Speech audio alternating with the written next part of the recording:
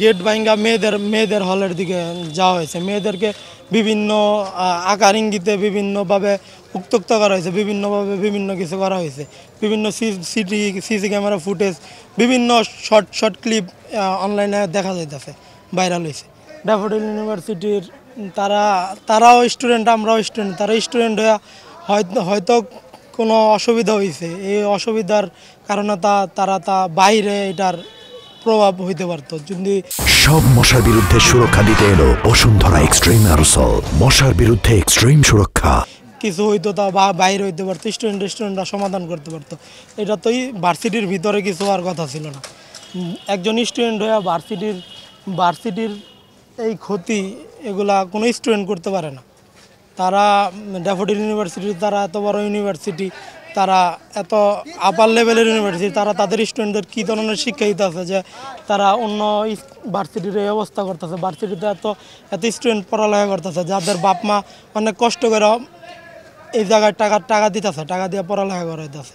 তাদের কারণে আমাদের পড়ালেখা অফ। এখন আমাদের কবে আমরা ক্লাস করতে পারবো? আমাদের সামনে সেমিস্টার ফাইনাল, আমরা ক্লাস করতে পারবো কবে?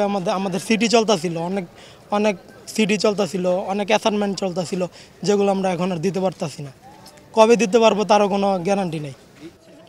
এই পরিস্থিতি যাচ্ছে কারণ হচ্ছে তারা নিরাপত্তা বোধ করতেছে না। আমাদের ভার্সিটির ভিতর ঢুকে যখন এই অবস্থা দেখছে তখন স্বাভাবিক একটা মেয়ে মানুষ, যারা মেয়ে মানুষ স্টুডেন্ট আছে, তারা যখন দেখতেছে রাত্রে তারা এই অবস্থা ফেস করছে, তারা নিরাপত্তা পাচ্ছে না, তখন তো তাদের চলে যেতে হবেই, স্বাভাবিক। সেই জন্যই তারা এখন শিক্ষার্থীরা চলে যাচ্ছে। গেট ভাঙ্গা মেয়েদের হলের দিকে যাওয়া হয়েছে। মেয়েদেরকে বিভিন্ন আকার ইঙ্গিতে বিভিন্নভাবে উত্ত্যক্ত করা হয়েছে, বিভিন্নভাবে বিভিন্ন কিছু করা হয়েছে।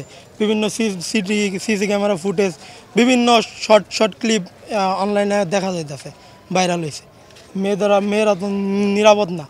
এই অবস্থা দেখলেই তো বোঝা যায় যে কেউই নিরাপদ না ভার্সিটিতে, শুধু মেয়ে না, কোনো ছেলে মেয়ে। আমাদের ভার্সিটির জুনিয়র অনেক জনের নামে ভর্তি, একজনের অবস্থা তো প্রায় টোটাল একজ্যাক্ট সংখ্যা বলার মতন। কারণ যে যার কাছ থেকে বিভিন্ন হসপিটালে যেখান থেকে খবর পাইতেছে সে নিয়ে যেতেছে।